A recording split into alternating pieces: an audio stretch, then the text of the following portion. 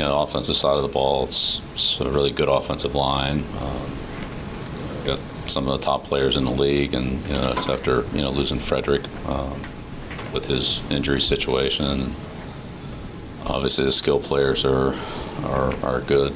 Pollard leads the league in yards per carry, and Zeke and Dak, and got a couple of great receivers. But all that being said, Schultz is really the leading receiver, which is pretty remarkable considering the guys that Prescott's throwing to. Defensively, the front's impressive. A lot of speed at linebacker. They can cover, they can rush, they can play the run. Between Lamb and Pollard, the return game. Coach Fones is one of the top special teams coaches in the league, so it's always a dangerous situation between him and the players, and not really a lot of weaknesses on this team.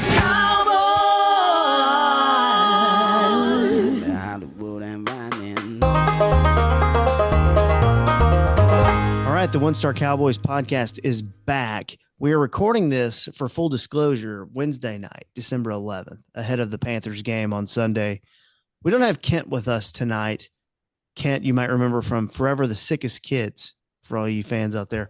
But John Machota, Saad Yusuf are here, and that's what matters. I cannot believe that in Week 15, the top Cowboys story of the day is that Bill Belichick took the North Carolina head coaching job. But that is legit the top Cowboys story of the day. And I know you guys have hot thoughts. So we'll start with you, John. What do you got?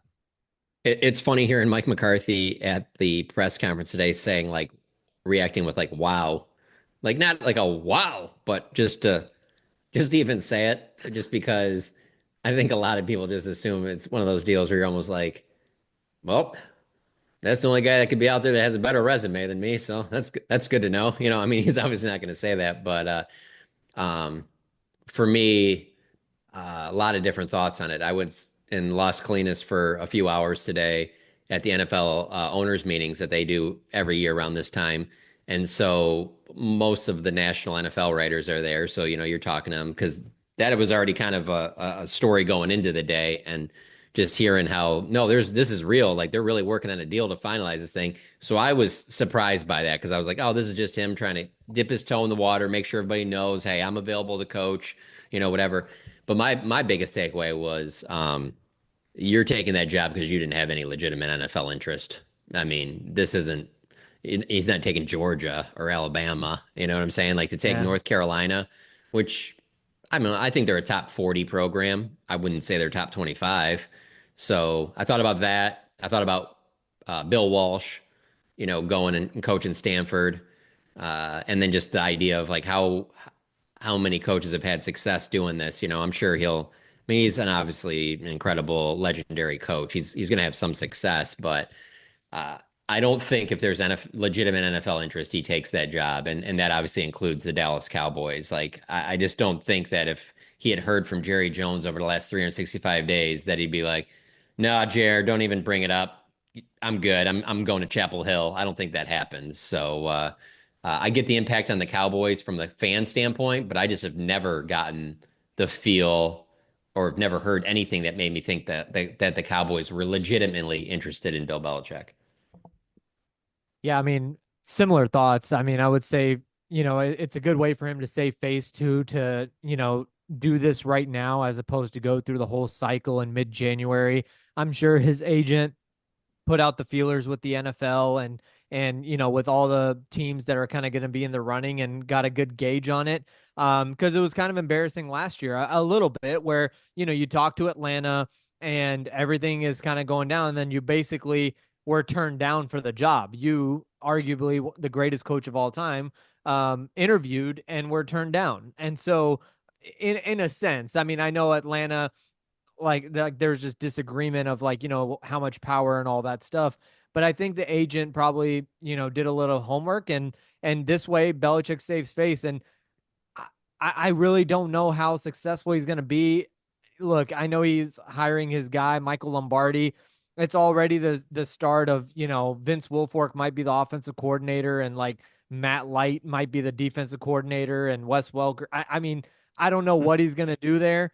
Another part of me, though, also thinks like I really want to see what the contract language is in all of this, because there was conversation about Steve Belichick, his son, being like the successor and things like that. If that's the case, I know it's a 5-year deal. I get it, but it wouldn't surprise me. Like, obviously, the NFL would always probably be a door that's open for him, and if he's able to hand that to his son. So there's a lot of that, but I'll just say this: I don't think he's going to be even as successful as Dion is at Colorado. Hey, the language in it is one of those things where he signs a 5-year deal, but there's enough loopholes in there that like in January there's head coaching jobs, and he gets one of those, and he's like, "Steve, North Carolina's yours now." Like he doesn't even he never even coaches there. There's no way that could happen. That Yeah. North Carolina would look like the most foolish university that's ever been established. There's no way that could happen. I wouldn't say no way, just because Bill Belichick did that to the New York Jets already, where one day and he spurned them. So I hear you. I'm not saying he would do that, but if Bill Belichick, I mean, if something crazy happened, he did that when he had no skin on the wall. Now he's a 6-time Super Bowl champion.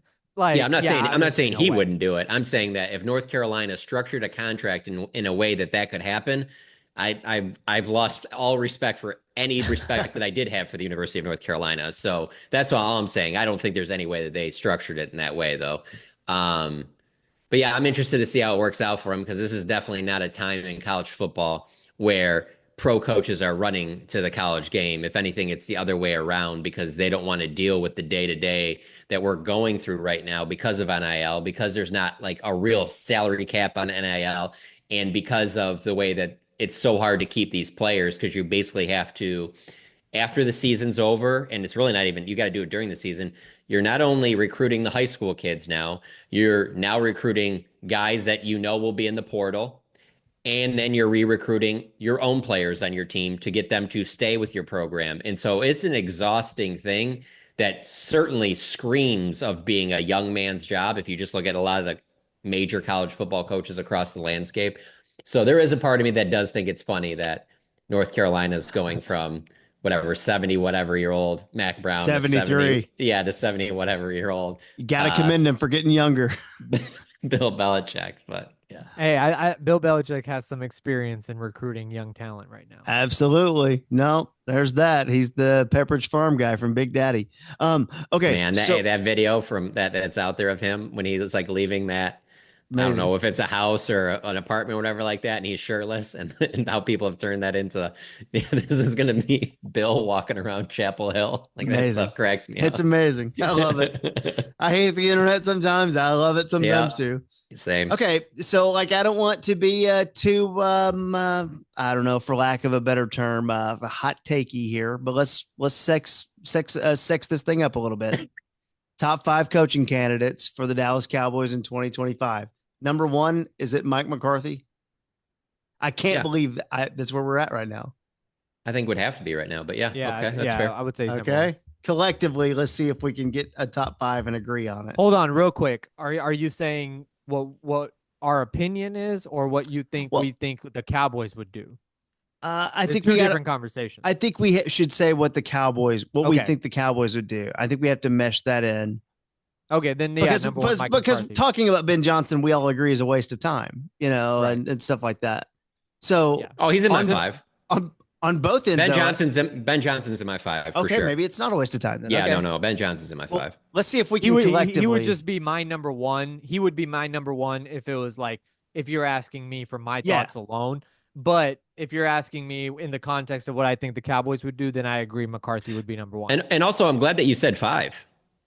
Because I think there's a good chance that they wouldn't even get to 5. Oh, no. So no, for us to say 5, we can include a couple people that we don't think that they would be in, but they're notable names. But go ahead. Let's go to 7 then. Let's do honorable mention. No. 5's a good number. 5's a good number. 5. Let's try to deploy like an 80% realism. Oh, okay. Well, this has gotten really difficult. Hold on. Let me cross off Romo. Hold on. Well, we've already crossed off Belichick. Yeah, that is a no doubt. Even though I've never heard that they were legitimately any interest there, he would have had to be in the 5. Not hard to get there, right? Yeah. And we don't even have to rank them. Let's just try to get to the 5. But I will Right. put Big Mike in there on the list, of course. Okay. Fair. Let's go to the guys who don't have that pro head coaching experience, Dion and Witten. Neither would be in my 5. Okay. I'd put Witten in my 5, but yeah, it'd be a little lower. But yeah, Witten over Dion. But Oh, really? here's Okay. the thing. But here's the thing. I think that would be more Cowboys would be really interested in Witten, but Witten is not in the space right now where he wants to make the jump yet. So it's more of the Witten thing than like a Cowboys thing necessarily. I also think with Witten, I think he has to coach at least a year somewhere. Tight ends coach something. I think the Cowboys would prefer that. Okay. And then also there's also the part of me where it's like, if you're the Cowboys, I just find it hard to believe that they would do that without him having any pro coaching experience as an assistant or anything like that. I think they'd rather him do that and then hire him off of that. It's not like they're going to be bidding against anybody else, you know? Yeah, and people forget. I mean, like the Dan Campbell parallel, like Campbell was an assistant coach first. Like it's Yeah. not like For a long people, time. yeah, people act like he just made that jump, but like because that's what's like, the biggest jump, I guess. But like, yeah, he was an assistant for a long time. Vrabel. Yeah, he would. I Yeah, mean, if we did a list of 2, I think Vrabel's on there. Okay. Let's put Vrabel on there then. Okay. This is where I know there's a lot of names we could throw out there, but I do struggle. I mean, that's why I included Witten and Dion, which do seem far fetched. And then once you take, this is what's crazy. Once you take Bill out of it, you kind of start going, okay, what are the names? So, John, it sounds like you had a few more names. I would have Kellen Moore ahead of Jason Witten and Deion Sanders, and I don't think Kellen Moore is getting the job. But just to give you, I Yeah. don't have him in my top 5, but I'm just saying where I'm at with this. I think that Well, he would have a better chance than on this next cycle to getting yeah. the job than either of those 2. We should see how it works out with Washington, but should we put Kellen and Cliff kind of in that same tier? Then, if we're going to put Witten and Dion kind of in that same Yeah, tier, so Kellen and Cliff, but neither of those seem likely at all. you're right. I keep coming back to Mike McCarthy as the head coach of this team. Oh my God. Ben Johnson has to be in there just because of the fact of I think it'd be pretty easy to, if you listen to Jerry this week on the Fan when he was talking about taking in Dak's thoughts on keeping McCarthy, he talked in his own Jerry way kind of about how he didn't say this exactly, but this is me reading between the lines is yeah, you go in another direction with a head coach, and that's another offensive coordinator that you're going to change all this stuff.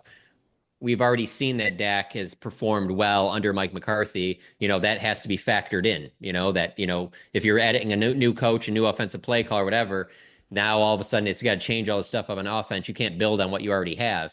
While that's true, I just think it'd be very easy to sell to Jerry an idea of Ben Johnson because of the fact of just what everybody, including probably Jerry, thought of Jared Goff about 3 years ago, 4 years Mhm. ago, where you had to tie a first round pick to him to even get him taken off your hands. And he's turned him into what he is right now. I don't think it would be very difficult for Jerry to be like, oh yeah, no, this would totally make sense with Dak. Dak will be fine with him. This guy will probably add another couple running backs to the mix.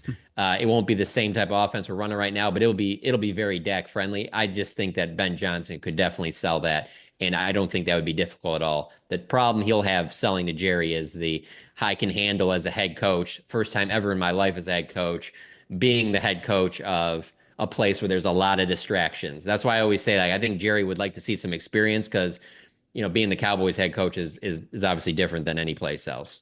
But Ben Johnson absolutely has to be on your 5. yeah. I think if Ben Johnson's there, as the head coach and obviously as the de facto offensive coordinator, I think you just have to hire a really good defensive coordinator and really somebody in the Mike McCarthy mold in terms of a former head coach and things like that.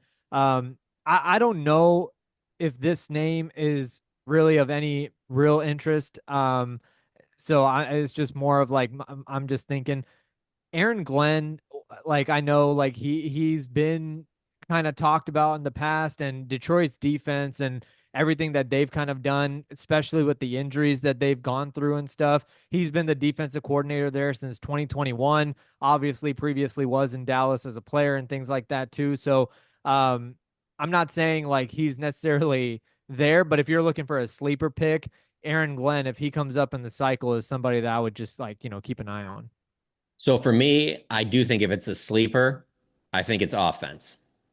I don't think it'll be a defensive guy. I think if it's a defensive guy, I think it'll be the guy like the Vrabel that we all know. I think if it's a sleeper, it'll be the offensive guy that Joe Brady or something. yeah, that Jerry will be like when you mentioned earlier with Kingsbury. I'll tell you, it was really would have been an obvious top in the five a couple years ago if well, I don't know how I would put this because that doesn't even make sense. But I meant if there's more success at USC, Lincoln Riley makes so much sense. But the fact that he's just carrying over the exact same stuff that you saw at Oklahoma, where it's like, yeah, you can put up numbers and you can have these productive quarterbacks, but like we're not going to stop anybody.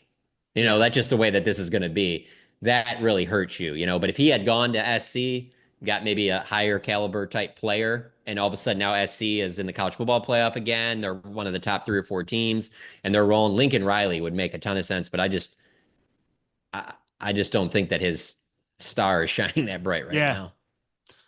No, I agree with you. And we talked about him in the 2020 hiring cycle. I guess a couple names that I will throw out that make it difficult. One, if the Broncos were terrible this year, I guess we could never rule out Sean Payton here. And then I think Sean McVay too is again that possibility, but you have to work out a trade. His contract goes through 2026. So I'm still having trouble filling out a 5 though. I mean, if we ended up at Big Mike, Vrabel, and Ben Johnson being the most likely, you can see where it gets a little difficult. We threw out a ton of names there, but I don't know. Not a lot of them it feels like we'll see what happens. Like, look, this team could play really bad in the last month, and there's no chance McCarthy's back, but it really is starting to tilt that way. I mean, and that's on 5. I mean, I get these lists emailed to me all the time of like the odds of or whatever. We can go 20, 25 deep and you won't find a name where you're like, oh yeah. That makes, I mean, it's Warren Sapp. What? I'll tell you a name that's usually high on these lists that I don't understand, but, and it just doesn't seem like a Cowboys fit, but is Brian Flores. He's like always in the top 10 in the odds. And I just don't see that happening. I really don't see any of these like Cliff Kingsbury, Joe Brady's either, to be honest. I don't with either. You.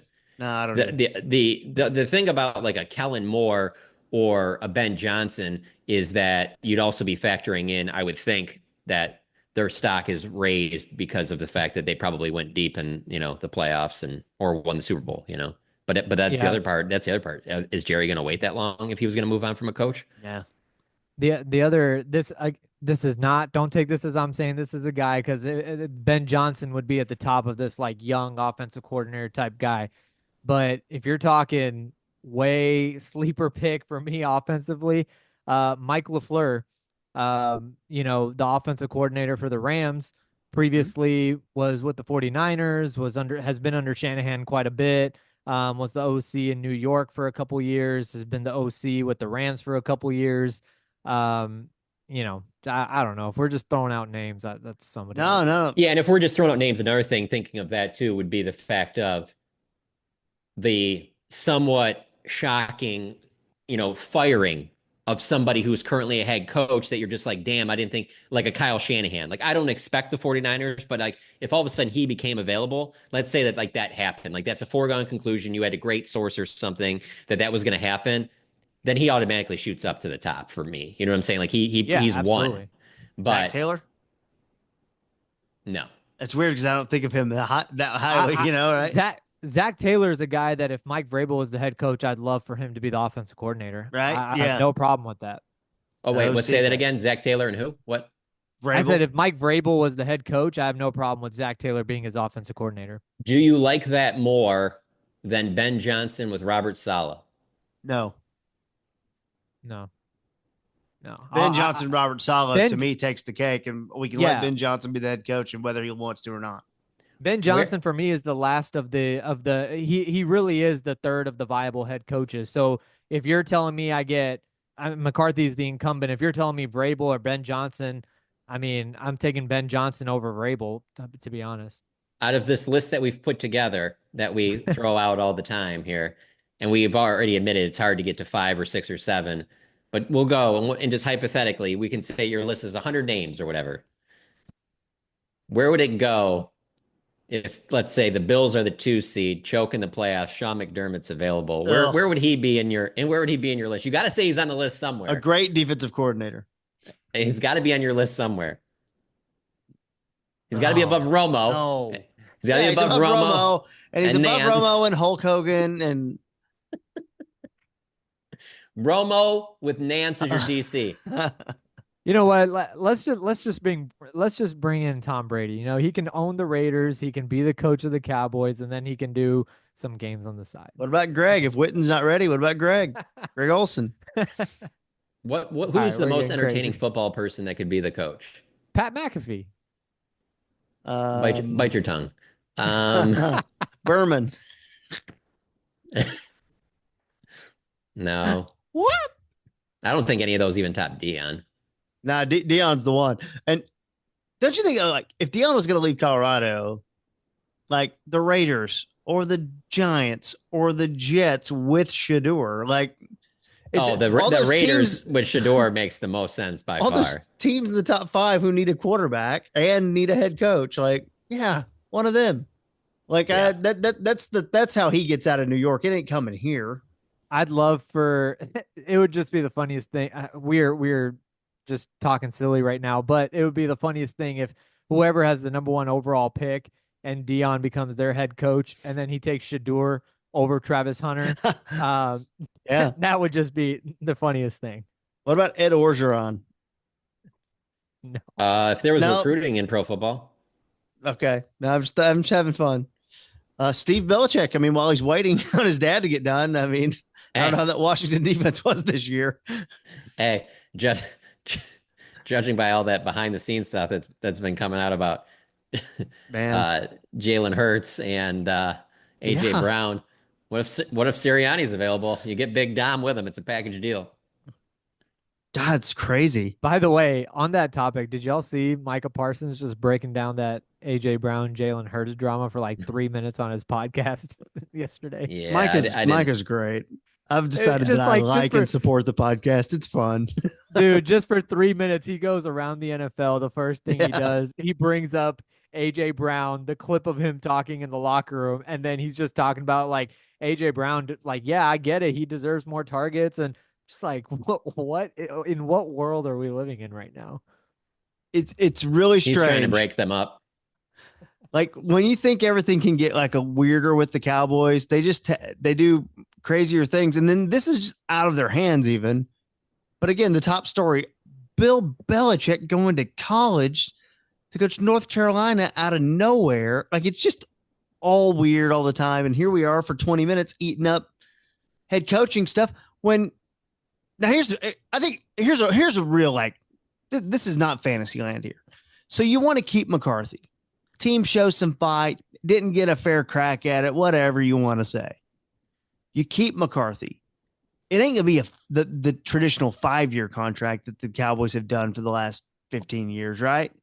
I would doubt that. It's a 3-year Yeah. thing, right? Because he's 2. yeah. I think it would be 3, but knowing that it's probably actually 2, and then team option on year 3.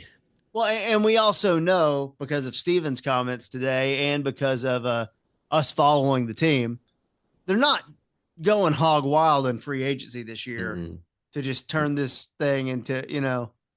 to just the all in machine, like I think the offseason is going to look very similar to this one, where it's like maybe you get another 1-year deal done with Kendricks, or maybe something done with like a Osa or Chauncey Golston or something like that. And then maybe another couple veteran players that are going to be like 1-year deal type guys. But no, it's pointing in a direction where your biggest swing or your biggest impactful move is going to be whoever you get with that first round pick, and that could be Ashton Genty. I think that one makes a lot of sense, but it could also be a big time defensive player that falls to you. Like the Cowboys have done their best in the draft, especially when they have like a top 20 pick, when they just take the best player that's there. And so that's what they should do. But there are certain areas where I just think that they need so much help that they need to focus on those. But yeah, there's going to be so much leaning on the draft that and you kind of look at it, you're like, man, they could really use that 4th round pick that they traded for Jonathan Mingo that they're not going to have. But yeah, that seems like the only way that they're going to make any noticeable improvements to the roster again will be through the draft, and they'll be like, yeah, but we were good we were good 2 years ago, but we were just unhealthy last year. And they're gonna kind of gloss over the how bad those losses looked. You know what I'm saying? Like they're gonna gloss over, just like they kind of have with the Packers loss. They're gonna gloss over with how ugly it was at the beginning of the year. Yeah, and also, I mean, to bring it back to the head coach thing, that's a little bit also where like with McCarthy, you have continuity and it's kind of easy in that way. And then also he really does buy into the draft and develop, concept and all that stuff. So when you're talking about head coaches, if you are trying to go in that way and you're trying to, have a similar offseason, that's where McCarthy makes more sense again than somebody who might want to come in and do some things and change things up and want to do that. You might be butting heads with that person. So yeah. Yeah, I think there's two things though. If you want the Cowboys job, that you won't even come in saying something different than these things. You will come in to that interview saying these exact, and it's not two, actually, it's three. One is that you're completely fine with Jerry doing whatever he does, that you're just going to have to fall in line and you're just going to have to be cool with that. That absolutely is number one. Number two is, how are you going to make Dak at his best? He's your biggest investment. There's no, we can do this. No, what are you going to do for Dak? That's two. Yeah.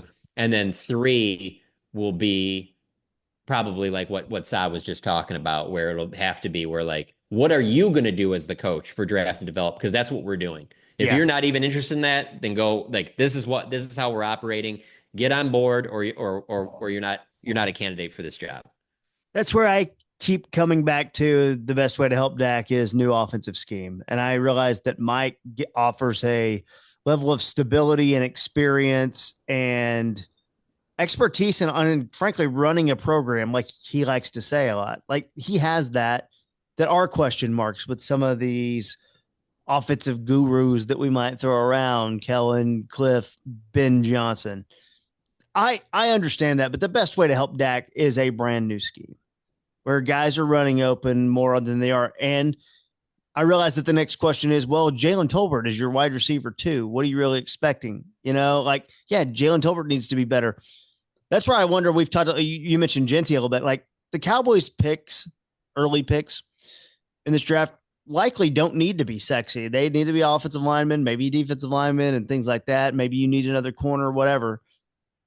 I'm wondering if wide receiver sneaks in to have a little something, to add a little juice to the offense. That way, running back late, piecemeal together the offensive line once again. That doesn't sound fun to me either.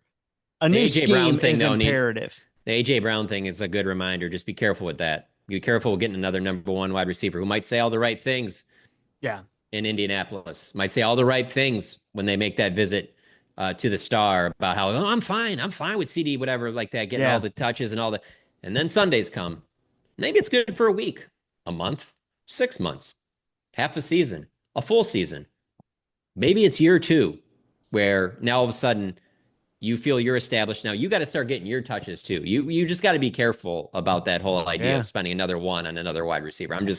Hey, if you get the right guy and it makes sense, go for it. I also find it hard to believe that Mike McCarthy, if he's still the head coach, is going to think that they need to spend another one on a wide receiver, because that certainly is not what he was doing in Green Bay. Especially after you spent a 4 on him. Yeah, dude, that's true too. I'm not trying to sentence the Mingo trade already. Like we still got 2 more years. He still hasn't played with the starting quarterback, but I mean, he has like 10 targets, 11 targets since coming to Dallas. 11. I think 1 catch. It's, like obviously Dak is going to make a difference, but these 2 4th-round picks with Trey Lance and Mingo is shaping up to be pretty bad. It's 2 catches and 11 targets. Okay. But let me say this. You just have that memorized, like, because you're just ready to go on that? No, I heard it somewhere, but like, let me just say that, like, I clearly am not going to go out and run some great routes, but the eyeball test is not good. Like it's slow and it doesn't look like he's playing at NFL speed. And that's the concerning factor there because it's not like he was like he had some good athletic traits on the size spectrum, but on the Right. speed and separation spectrum, no, no, no. And then you watch him and you're like, oh my God, he's not going to separate from anybody. Like that's just not who he's going to be. And there you go.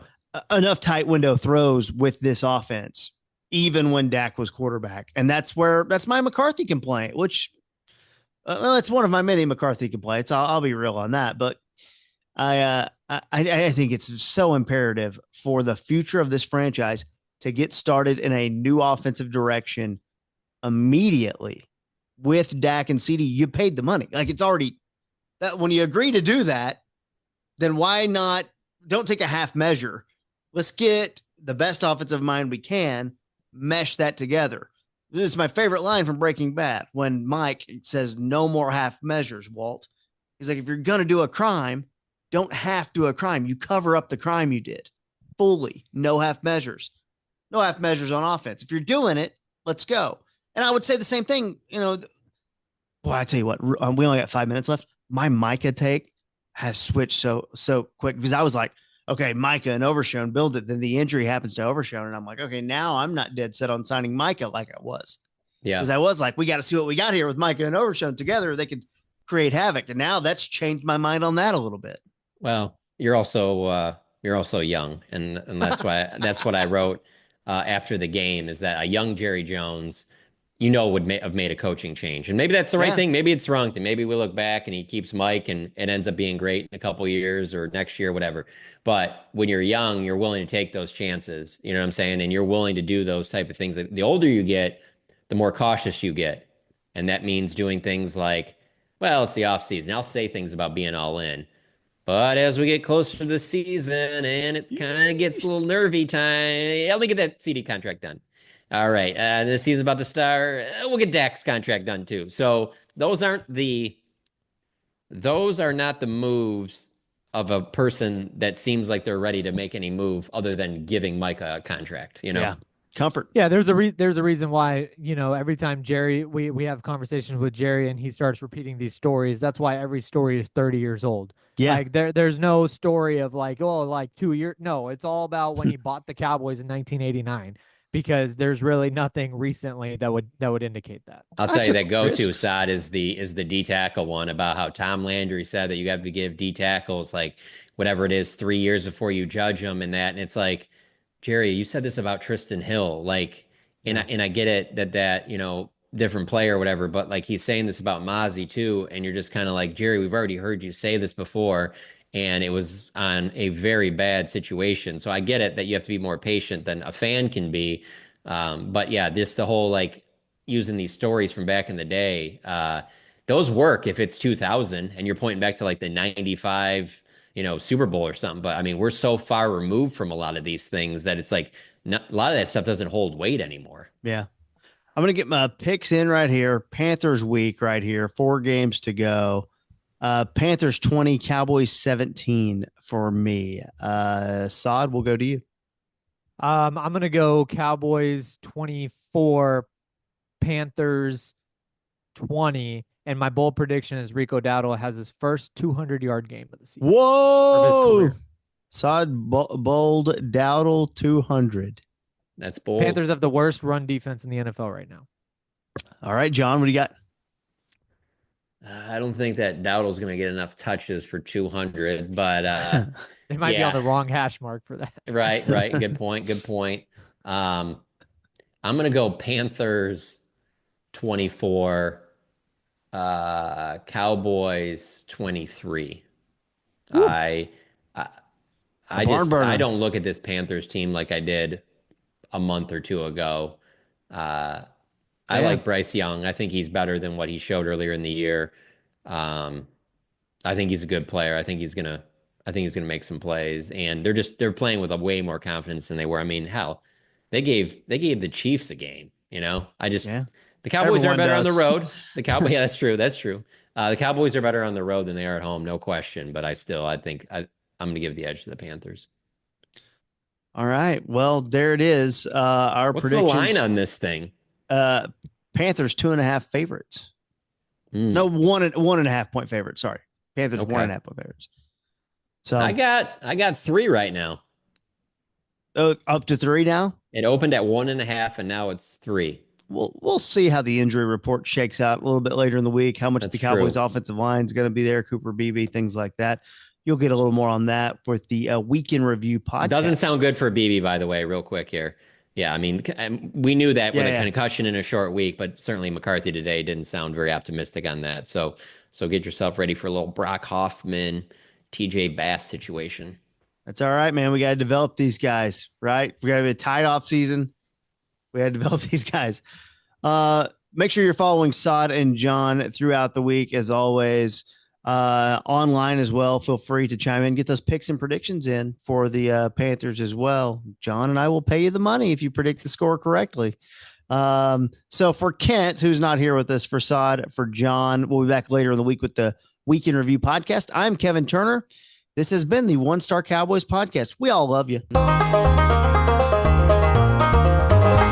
Zeke and For over a century, Johnny Walker has shared its bold spirit with the game of golf. Now, crafted with Devereaux Golf, Johnny Walker introduces the Johnny Walker Blue Label-inspired Sunday Golf Bag, elevating the game with sleek design, Blue Label hues, and refined gold accents. Celebrate your hole-in-one with a premium Sunday bag crafted by Devereaux Golf. Submit proof of your achievement to johnnywalker.com/blue-in-1. Please drink responsibly.